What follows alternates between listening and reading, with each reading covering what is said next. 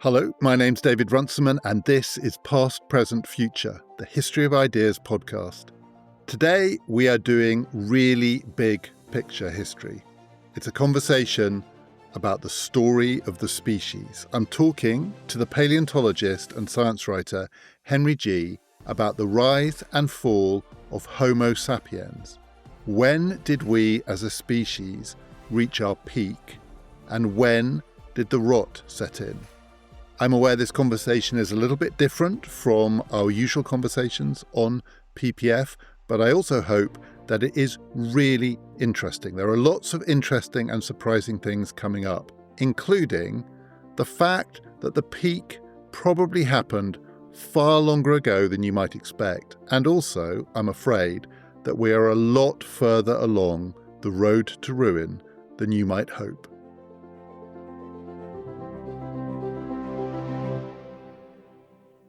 So, Henry, we're having a conversation very broadly about the rise and fall of Homo sapiens.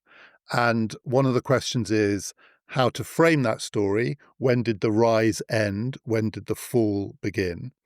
And you're going to give us an answer as to when the fall began that might surprise people. But in order to get there, we need to talk about the rise. And I'm sure I'm not alone in being quite hazy about the pre-Homo sapiens part of the human story. So if we could start at the beginning, when and how did the human story begin, the genus Homo? How far back do we have to go? And what are we talking about when we are talking about the very first humans? The beginnings of the genus Homo are shrouded in mystery, but it's about 2.5 million years ago, around about. You couldn't exactly say it was 2.5 million years ago last Tuesday. About that time, there was a pronounced change in the climate. The world got very much cooler, and in the tropics, much drier.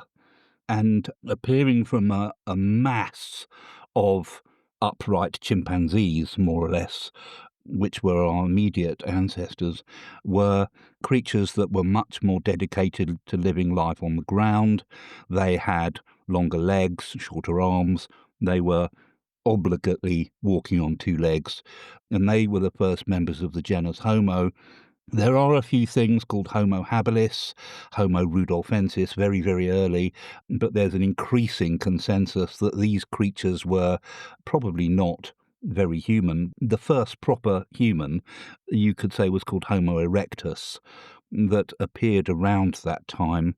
It was very different from its ancestors, and it was, rather than a kind of bargain basement gorilla or a cheap chimpanzee, it was a savanna predator.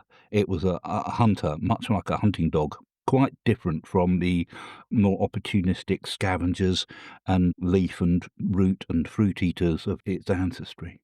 And those very first humans, like you said, they were obliged to walk on two legs. What other distinguishing characteristics did they have that allowed them to compete in the great evolutionary game? Were they, insofar as we know, can we even use this language, more intelligent?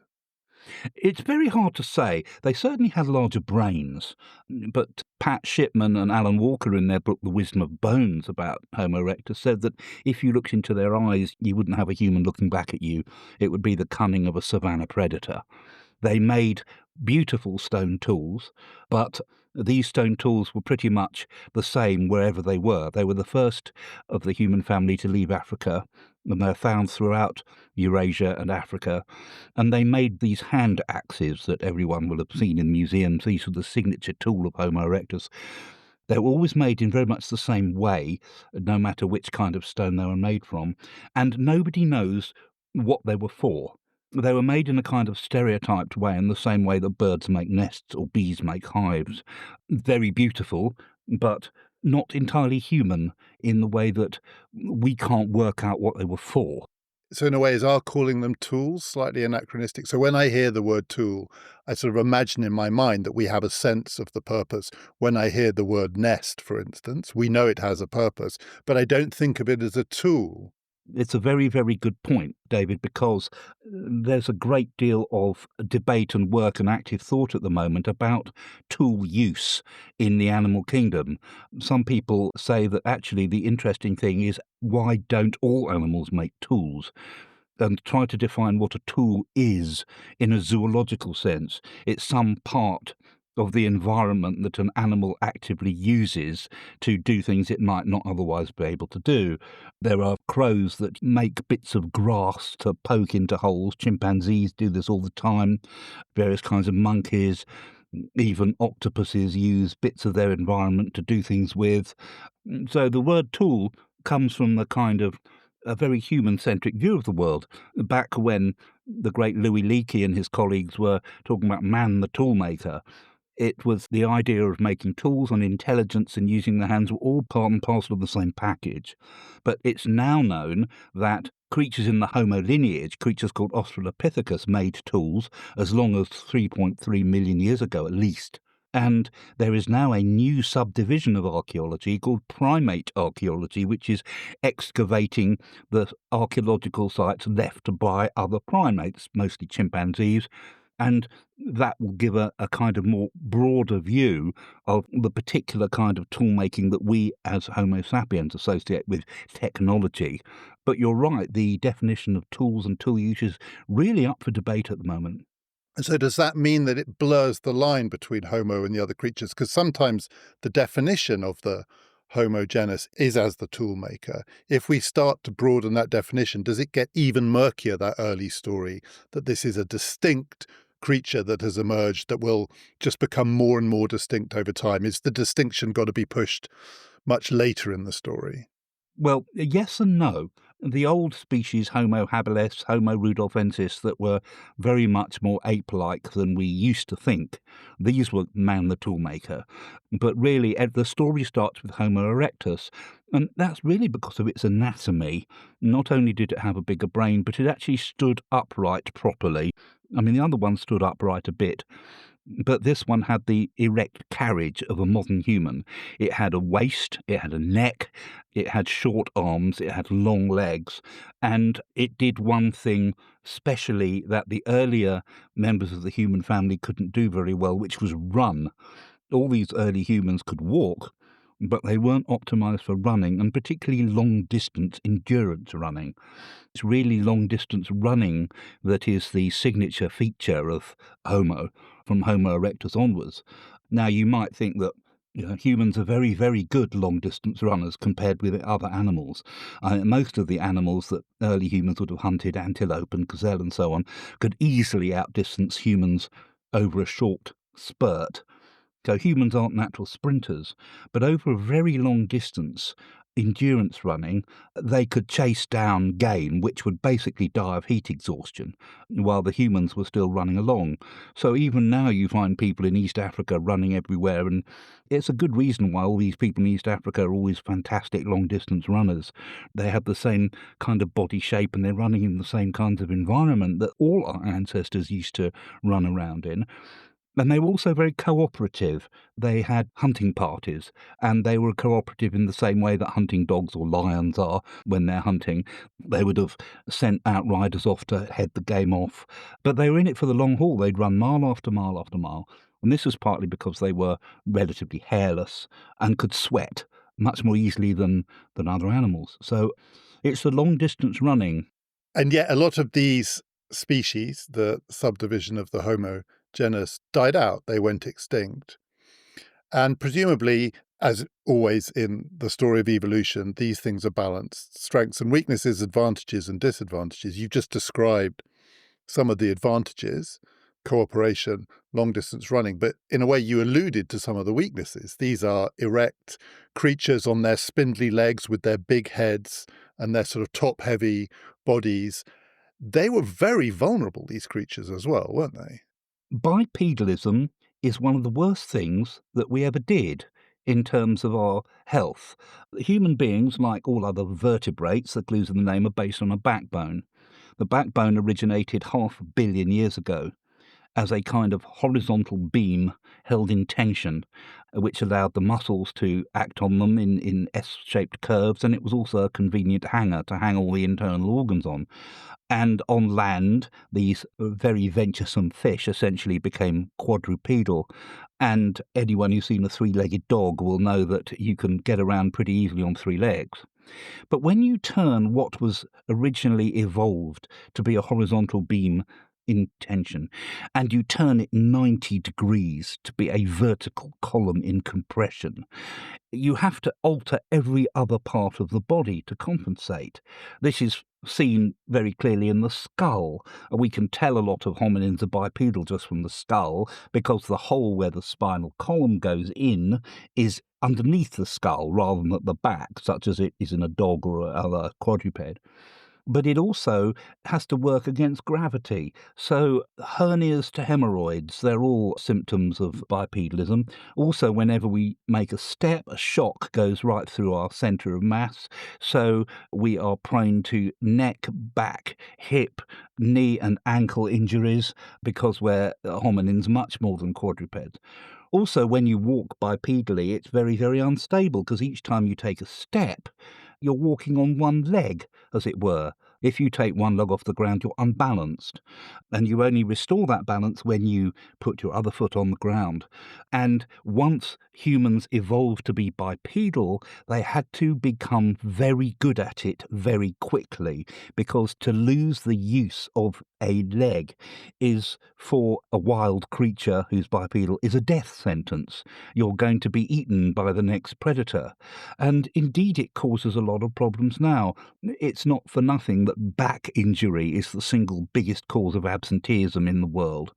So this is the cost of bipedality in the world today. It's ruinous. It even is responsible for things like ear problems in small children, because our tubes in our skulls are not optimally placed, and all kinds of things. Varicose veins, because the blood tends to pool near the bottom of the body, and various kinds of edema, water retention, and it's all because we're bipedal. I mean, the costs are absolutely terrible. That level of vulnerability, how easy it was for early humans to be left in a position where survival was impossible. How close did Homo itself come to extinction? How knife-edge a story was it? Before we get to Homo sapiens, there were all of these varieties. Many of them went extinct long before Homo sapiens came on the scene. But how close do we know in the overall story was the human to being rendered extinct before we came along? Humans, before we came along, and even after we came along, but generally before we came along, were always rare. When you go fossil hunting for humans in the fossil beds of Kenya, such as I've done, you find fossils of catfish and alligators and turtles and things so common you don't pick them up. You find fossils of mammals, antelopes and gazelles and things, and pigs pretty commonly, but in a whole field season you're lucky to find a small box full of isolated bits of tooth, maybe sometimes in a bit of jaw, and that's good. That's a good season. Skulls are unbelievably rare. Usually they look like cornflakes that have been run over by a steamroller. Skeletons are almost never found. And this reflects the reality. Humans were always very rare. They lived in very, very small groups, very widely scattered. And when groups are very small, they are prone to extinction by boring, ordinary, prosaic events. You can imagine a little stand of orchids somewhere, and they're the only ones around, become extinct because somebody sits down to have a picnic, or somebody bulldozes it to make a supermarket or something.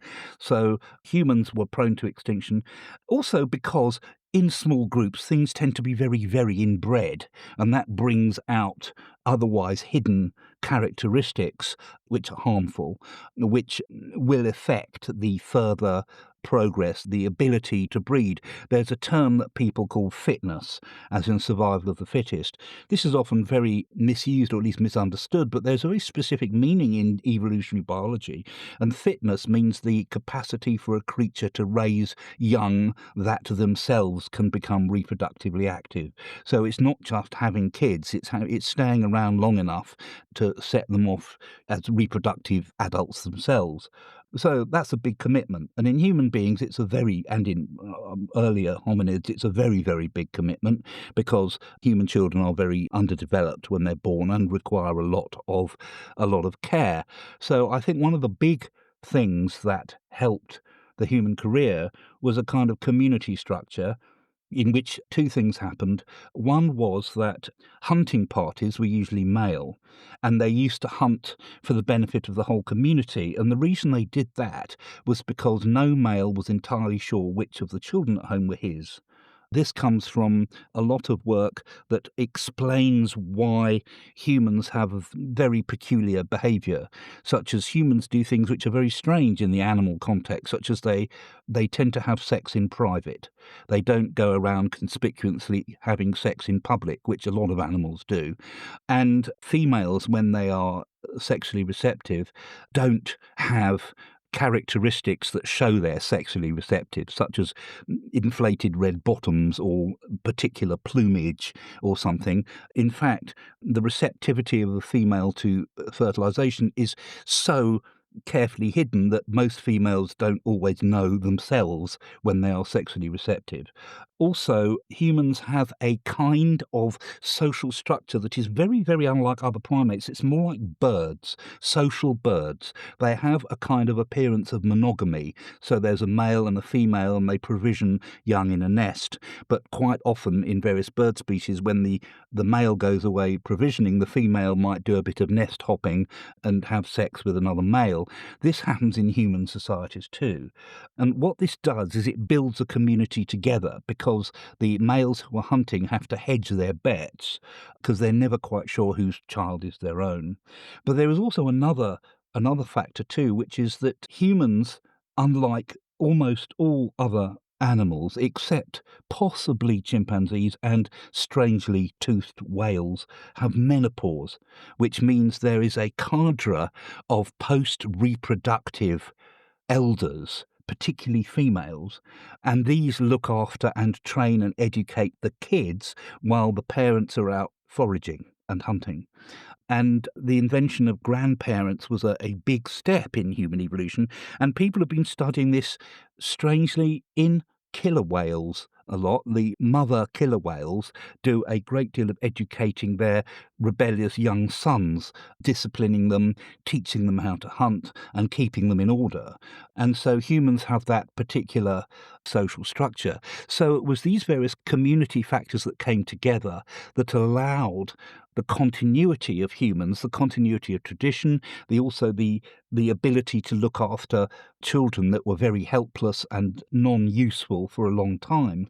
And that got us through. But populations were always very small. And before modern humans, possibly in the kind of Homo erectus era, somewhere around like that, there was an awkward age. I call it the awkward age, between about 900 and 800,000 years ago, where the total pool of reproductively active humans was no more than about 1,200 in the world. That doesn't mean that's all there were. I mean, there are quite a lot of adult humans who didn't breed themselves. So the population was very small for a long time, and populations that are small tend to disappear. There's nothing that kills off a population so much as lack of people. We're going to get onto Homo sapiens, modern humans, in a second. Of the variety of human species that existed before Homo sapiens, were the most successful ones the ones that displayed most of the qualities that you just described? Because some of the qualities you just described clearly also follow through into the Homo sapiens story. Pre-Homo sapiens, were the versions of the Homo genus, the species that thrived, the ones that were, for want of a better phrase, a bit more like us than the other kinds? Because there was a huge variety, wasn't there? Immense, but it was Homo erectus that was the key. There were lots and lots of species of human-like creatures in Africa before that, back to about 7 million years ago, of basically bipedal apes. And there were loads of different sorts all over Africa, but none as far as we know outside Africa. Now, of course, there wasn't a continent called Africa in the minds of humans then. There was just the savannah where the game went, which stretched all the way into Central Asia. But Homo erectus came out of Africa around 2 million years ago and spread very quickly from Spain to China, and even up as far as eastern England. Norfolk has been a tourist mecca for 800,000 years. And they evolved into a whole new different kind of variety, a whole Tolkienian Middle Earth of creatures evolved from Homo erectus, and we were just one of quite a lot of incredible environmental variety, much more various than the African ones. Were the Neanderthals the most successful before us? If successful is a word you can use in this context. Things are successful in what they're good at. I mean, a successful concert pianist is good at playing the piano, but they might not be very good, in a running race. All these things were specialist. Homo erectus, moving into Europe and Asia, evolved into a number of forms. One was loosely called Homo heidelbergensis, but these were, brick outhouses of people. I mean, they were taller than modern humans and really robustly built. And these have been found in eastern England as well as all through Europe. And there was one group that evolved in Tibet on the roof of the world, the so-called Denisovans. These were the closest real-life versions to Yetis, abominable snowmen. And once they'd evolved, they came down and spread around. They're genes from Denisovans in people in southern and southeast Asia. And one of these genes is the gene that allows modern Tibetans to breathe easily at high altitudes. That comes from the Denisovans. They're also the Neanderthals. We talk about the Neanderthals. They're the kind of acme caveman. And by cave, they lived in caves. They tended to spend a lot of their time underground, and they came out to hunt. That meant they could live in fairly inclement places, but they cultivated a deep life of the mind. Deep in their caves, they constructed structures made out of bare bones and bits of stalagmite, the function of which we don't understand. But they also buried their dead in proper graves rather than just leaving them hanging around wondering what that body is. Is that grandma? I've no idea. I just put it away. I keep tripping over it. But there is a grave of a Neanderthal found in what is now Iraq, which was adorned with flowers. Neanderthals were much more like modern humans in their mentality, I would guess, than modern humans. And they lived for a very long time, but they lived in even smaller communities than modern humans, and they were unbelievably inbred. And they kept dying out all the time and being replaced by other Neanderthal groups from elsewhere. We now know this because we have the complete gene sequences of loads of Neanderthals from the beginning to the end of their tenure, so we can actually tell the entire story of Neanderthals in terms of their genetics and population structure. But the remarkable thing about Neanderthals is just a little bit of everyone's genetics, everyone whose ancestry isn't purely African. Everyone contains about 2% of their genes are Neanderthal. There used to be more. I mean, there was a bone discovered in Romania and the genes were sequenced, and this person had a Neanderthal grandmother or great-grandmother. But deleterious Neanderthal genes were weeded out. But I think there is a connection between having a bit of Neanderthal genes and your susceptibility to COVID even. So these ancient genes do continue to have an influence. So the Neanderthals became extinct about 40,000-ish years ago, but their influence lives on. So we now need to come to the point where Homo sapiens enters the story. But as you have just indicated, there is a big overlap in this story in the period where Homo sapiens comes into being and the existence of all these other variants, all these other species. There was a long period of overlap. There was a lot of interbreeding, which produces this complicated genetic inheritance. When did Homo sapiens arrive on the scene, and what was the point at which we could start to say that Homo sapiens was becoming the dominant species? Well, it had a bit of a long run-up. I mean, Homo sapiens appeared more or less about 300,000 years ago in North Africa. in what is now Morocco. They're the oldest skulls and bones of Homo sapiens, but they looked like a bit of a rough, raw ingredient. There was a long time in which Homo sapiens spread throughout Africa, separating into small communities and then coming back again and interbreeding into a kind of web before they left Africa between 100,000 and 50,000 years ago. Now, this wasn't a kind of mosaic exodus. There wasn't some human saying, oh, I am having this proleptic fit, we must go and cross the Red Sea or whatever. Most Homo sapiens, even today, live and die no more than a few miles from where they were born.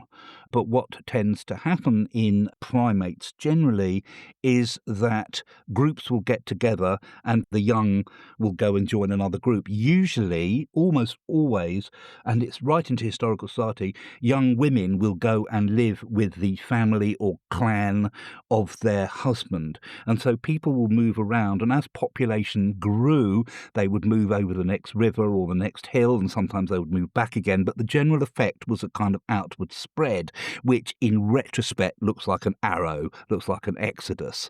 So modern humans spread out from Africa between 50,000 and 100,000 years ago, and in so doing they replaced all the other hominins around, the Neanderthals, the Denisovans, these peculiar little hobbits that lived in Southeast Asia in the jungle, and they slowly replaced them.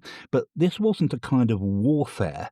There were no battles, because one thing it's really hard to grasp from our modern perspective is all this took thousands of years to happen.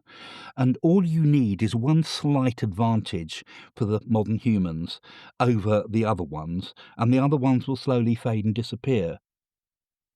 Now, modern humans lived in small groups, and they only ranged a certain distance from their home turf. But Neanderthals lived in even smaller groups and didn't range as far from their home turf. And also, they didn't raise as many children to adulthood as modern humans did. And over the course of time, this will result in modern humans spreading and Neanderthals shrinking, until the Neanderthal populations were in such small scattered groups that they could no longer communicate with each other, and they would either die out or interbreed with modern humans. So the wave of modern humans spread throughout the old world and into the new world, basically steamrollering everything else into extinction. So by about 40,000 years ago-ish, there were no other humans on the planet except for Homo sapiens. All the others had died out. When you say that Homo sapiens was better at raising children to adulthood than rival human species, how and why was it better? Were we better? Not presumably because we were more physically robust or less vulnerable to disease or accident, because we are very vulnerable to disease and accident. Was it because we were smarter at knowing how to do that? Was it the function of our bigger brains? I don't think it was any one thing, because one thing you have to realise is these advantages only need to be tiny. I mean, almost imperceptible on the scale of a lifetime, and also on average. I mean, there could have been completely klutz modern human groups completely stamped on by Neanderthals. In fact, that happened for a long time. Modern humans tried to get out of Africa for 100,000 years. There are early Homo sapiens in Greece that are 200,000 years old. There's early Homo sapiens in Israel that's 100,000 years ago that were replaced by Neanderthals. It was the Neanderthals that replaced them, because the Neanderthals were better at that time at living in the local environment and exploiting the local resources. Modern humans were still very much a tropical, rare summer visitor, as it were. So it's very hard to know exactly what it was that made humans special. However, I don't think it is entirely a coincidence that modern humans started making recognizable artwork from about 60,000 years ago. In South Africa, modern humans started using red ochre, which is a mineral, to make paint and body paint and piercing shells and making jewellery. And then when you see modern humans in Eurasia, they started making statuettes, things that we would recognise as art in a human way. distinct from the hand axe of Homo erectus, which is very pretty, but we don't know what it's for, because it was made by something that wasn't entirely human in our modern terms. But at about that time, everyone's familiar with the wonderful cave art in Spain and France, Lascaux and Altamira and other caves, beautiful pictures of animals painted in soot and ochre on cave walls. Well, in the past few years, people have found similar work in Borneo and Sulawesi in Southeast Asia of about the same age. The different animals, pigs usually, and little tiny antelopes. And the artwork isn't as spectacular because a lot of it's flaked off and it's covered in stalagmite. It's basically limescale. But they all date to around the same time. And this was about the same time that modern humans had effectively become the sole custodian of the human heritage on the planet. Other hominins did make things that were kind of art-like. Neanderthals did a few bits. Even Homo erectus made crosshatch scratchings on shells. But the kind of art that we recognise as art burst onto the scene at about the same time that modern humans spread across the planet and all the other ones died out. And the evolutionary advantage of being able to create art is the advantage of imagination, the advantage of being able to conceptualize, in some sense, things that aren't strictly immediately useful. Is that the idea? Well, I'm really not the person to discuss this. This is a kind of art history, philosophical, psychological thing. But there are a number of things which suggest it was all part of the community structure of humans. The earliest modern human artworks are handprints. The end of prehistory happened when, as part of initiation rituals, the young human was invited by the shaman to come in and have their handprint on the cave to become self-aware. I am here, this is me. And that was the end of prehistory. After that, the rest is history. The whole business of painting was part of a general syndrome that may have included music, dance, ritual, community activity of that kind. I don't think it can be seen in isolation. It was all about the animals they were hunting, the animals that they respected, the animals they revered, totemic, who knows, in a way that we wouldn't do today because we don't live in a world that's completely surrounded with wild animals anymore. And they're also pictures of therianthropes, that is, human beings with animal characteristics. Like there's a very famous sculpture from the European Paleolithic of a human with a lion head, and there are pictures of people with animal heads. As you said, it only takes, whatever the underlying explanation, it only takes a tiny, almost vanishingly tiny evolutionary advantage over time, over a long period of time, to result in one species coming out on top. But as you also said, if there aren't many of you, in a way, it doesn't matter how many advantages you have. You are very vulnerable to some act of God, event, some accident wiping you all out.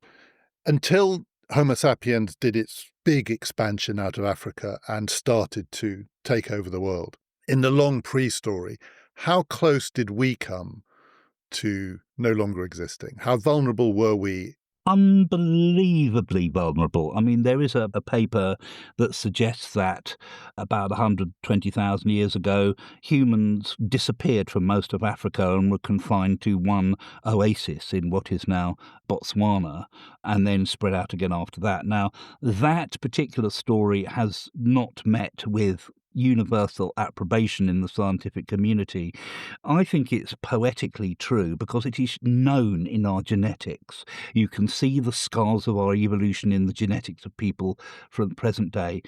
All the people in the earth today, all the people on earth, all 8 billion of us, are unbelievably samey. We all look very different, but underneath the skin, we're practically identical. There is less variation in the entire human species today than in a single troop of chimpanzees living in a small forest in Côte d'Ivoire today. So we are very, very inbred. And this comes from the fact that we expanded from a tiny, tiny, tiny population of people that nearly died out, possibly several times before we expanded out of Africa. And then our numbers became too great for these kind of random stochastic chance extinctions, like all being buried in a landslide or falling off a cliff or being trampled by mammoths or whatever. So what's so fascinating about this story, and this comes to the crux of it, it's the crux in many ways of your book about the decline and fall.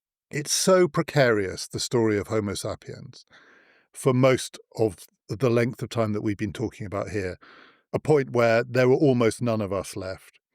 But suddenly, and it may have happened roughly 60,000 years ago, certain things meant that we were able to expand more quickly. And when we did, the replacement of other human species happened more quickly. So that last rush to global domination happens in evolutionary terms quite fast. So that 40,000 years ago, this very vulnerable species is now top dog and it's seen off all the human competition.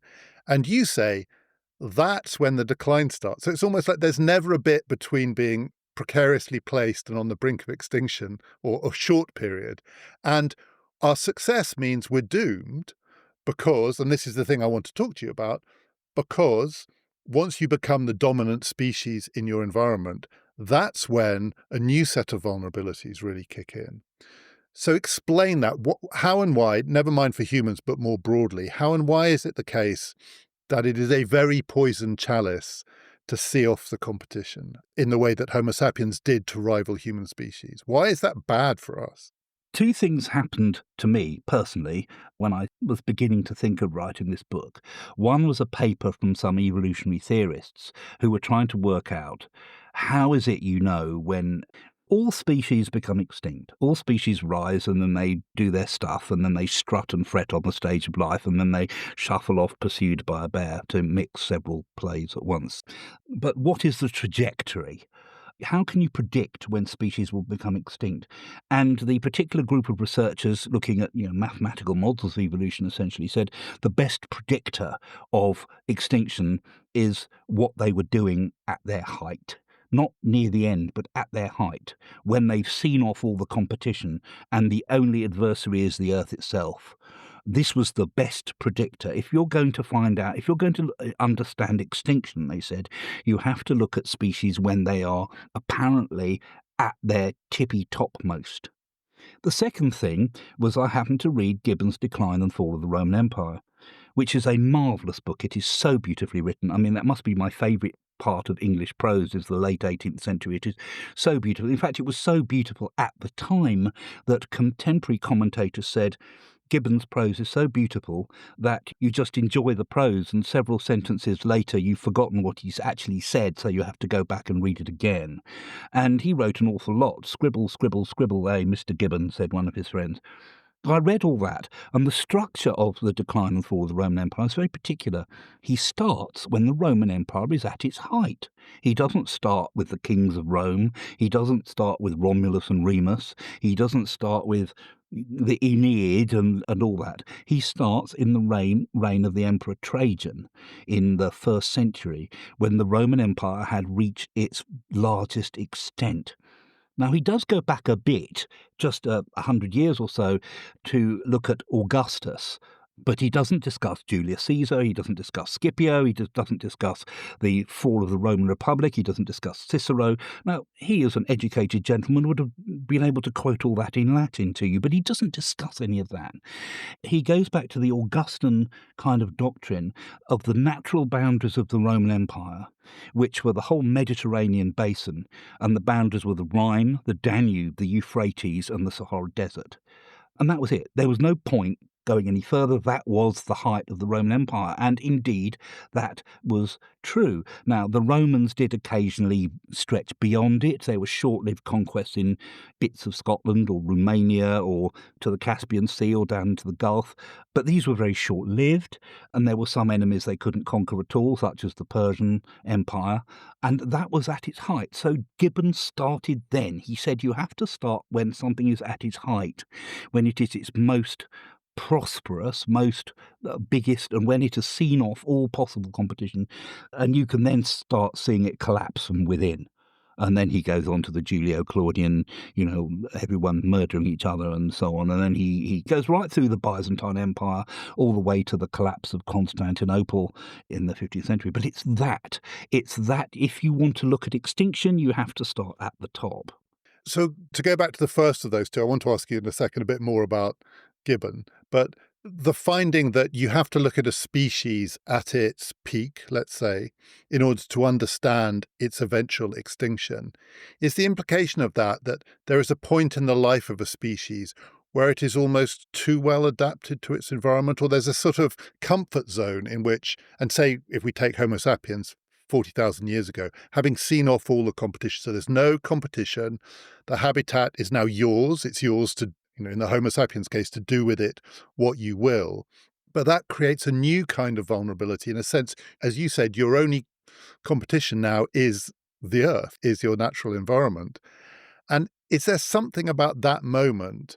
I want to avoid the word hubris, but I don't know what word to use, but it's the peak precisely because at the height of your success, you are now vulnerable only to yourself and your own failings in the human story, that all of our vulnerabilities are now laid bare. We're not interbreeding. We're not competing with other species. It's just us and the planet.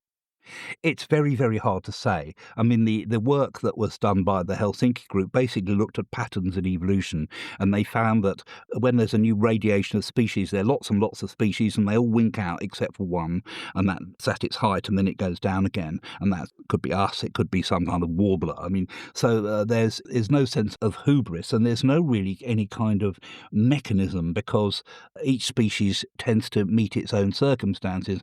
And I'm very proud to have invented something that I call the Karenina principle, which goes that all happy, thriving species are the same, but each species meets extinction in its own way. So you can have that one for free. So it's very hard to say what the mechanism is, but certainly things become a lot more simple when you have eliminated all your immediate competitors. You have, as you say, access to all the resources, and you don't have to compete with direct competitors. All the resources are yours. In the sense, things become too easy. It's a bit like having the grit that makes the pearl in the oyster. And it's something I've heard from rock musicians. You can tell when a rock musician is declining when they have their own home studio, when they can go in whenever they like and make whatever music they like whenever they want, and they don't have to pay money to have studio time competing with all the other wannabe rock bands. It's the same principle. Or it's the same about Mark Twain. When he was successful, he built his own wonderful house, or he built his own study, and then he didn't write anything after that. So in a sense, in a kind of evolutionary way, what happens is species become complacent, can I say. Now, of course, that doesn't mean anything in evolutionary terms, but I suppose that's a good analogy. You start becoming lax and flabby, and there aren't other things around to keep you sharp. I don't know what the rock star analogy for this is, but is it also the case, given that we are a very vulnerable species, we came from a tiny, tiny group, we're massively inbred, we're all the same, which means the same disease could wipe us all out quite easily. Okay, there are now lots of us, so it'd be quite hard to wipe all of us out, but it could do terrible. We know that from the movies that speculate about this, how quickly a disease could spread through a mobile global population. Before 40,000 years ago, we were still interbreeding with other human species. When that stopped, so not only do we have our own home studio, but we don't have to find other musicians to play with. Is that That's a good thought. I hadn't thought of that. But in other words, we stopped having more extraneous sources of variation to mix up the gene pool, as it were. And that, could have had an effect. I don't know. Probably not a great deal. But it's the inbredness that is the worry. Human beings are unbelievably susceptible to diseases. I mean, incredibly. It's, you think, well, maybe that's because we've studied the proper study of mankind is man. We know more about human diseases because we are humans, and we get ill, and we're looking for ways to cure things. But There's a fellow called Kyle Harper, who's a historian of disease. He actually, I think he studied the Justinian plague of the 6th century that wiped out vast swathes of people in the Eastern Roman Empire, as it then was, and the rest of the world. But then he started to look at it biologically, and he said that humans get the most incredible number of diseases. Chimpanzees don't get the same amounts of diseases, and chimpanzees are unbelievably unhygienic. They eat their own poo and they eat raw monkey meat. They have all sorts of unmentionable, unsanitary habits, and they don't wash their hands. And some of the diseases that chimpanzees get are got by human beings who are studying the chimpanzees. So when we were hunter-gatherers back in the day, we did get diseases. We always had a lot of worms, and our lives were nasty, brutish, and short. You know, a Homo erectus adult who lived to 40 was an old Homo erectus adult.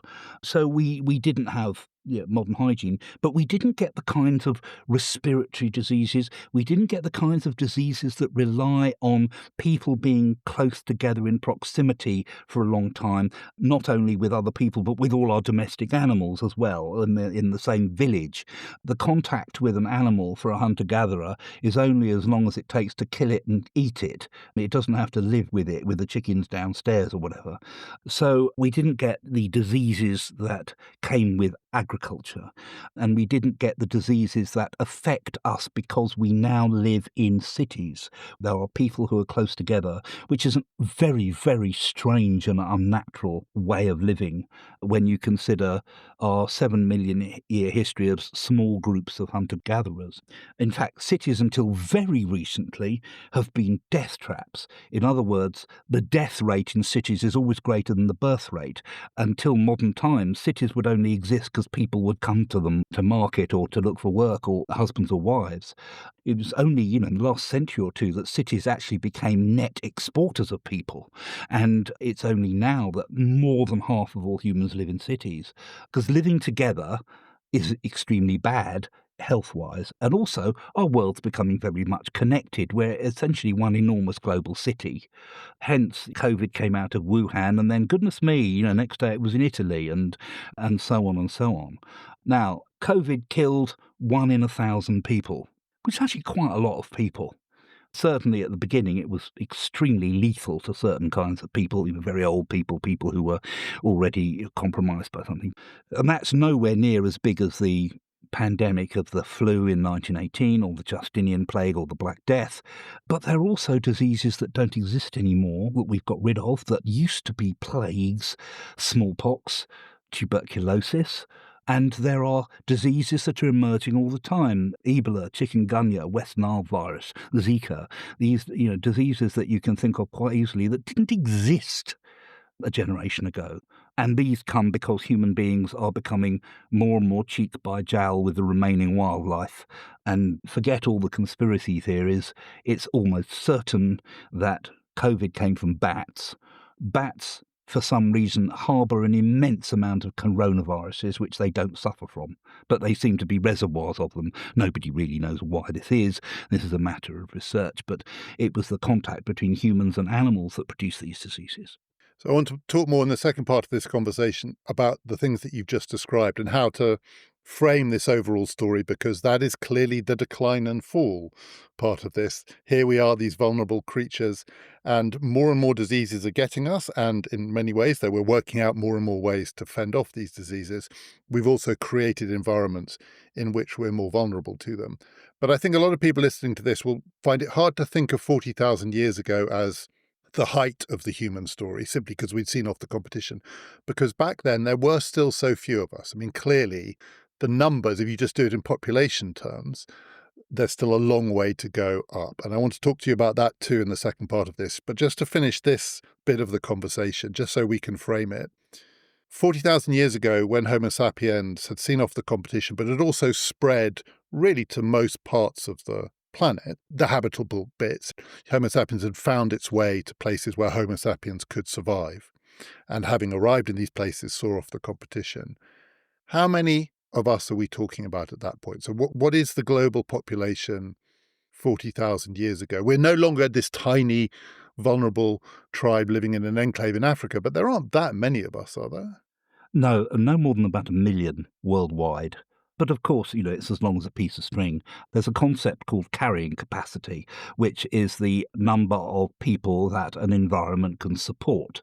Maybe it's about 10 million, actually. So people have thought that the world could support 10 million hunter-gatherers because they range very widely and they don't do all our foraging in supermarkets and they don't live in cities and they're very thinly spread. So about 10 million are worldwide at about then. But, there are as many estimates as there are demographers. But it was really a tiny, minuscule fraction of the number of people there are today.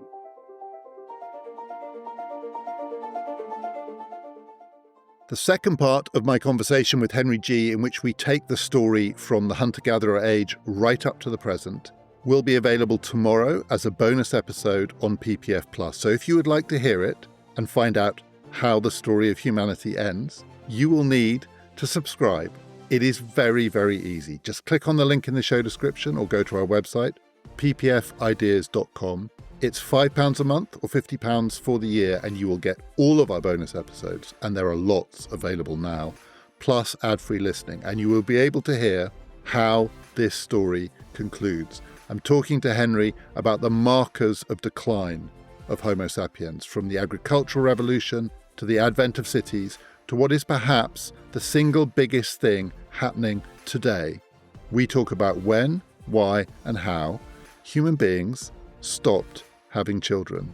To get all of that, do sign up to PPF+.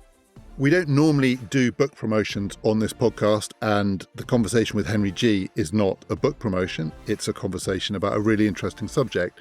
But when we do promote books, it's because we think you might enjoy them. And if you would like to read more from Henry on this subject, his latest book is called The Decline and Fall of the Human Empire.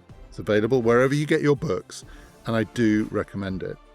I also wanted to remind you that the penultimate film in our film season at the Regent Street Cinema in London is coming up this Friday, the 28th of November. There are still some, not many, but some tickets left for Eternal Sunshine of the Spotless Mind, one of the great films. And I will be talking about it afterwards in a live recording of PPF with the film director and campaigner, particularly for the rights of children against the power of technology companies, Biban Kidron. It is a film about memory erasure, but it's also a film about the people who might be selling us the technology that erase our memories, our humanity. If you'd like to see the film and hear the conversation, join us for that. Just click on the link in the show description or go to our website, ppfideas.com. Next time in our regular slot, the return of a semi-regular feature, Now and Then, with the historian Robert Saunders, in which we commemorate interesting, notable anniversaries. And this time, we will be talking about someone who was born 100 years ago last month. Her life, her politics, her legacy. Margaret Thatcher at 100. That's next time. This has been Past, Present, Future.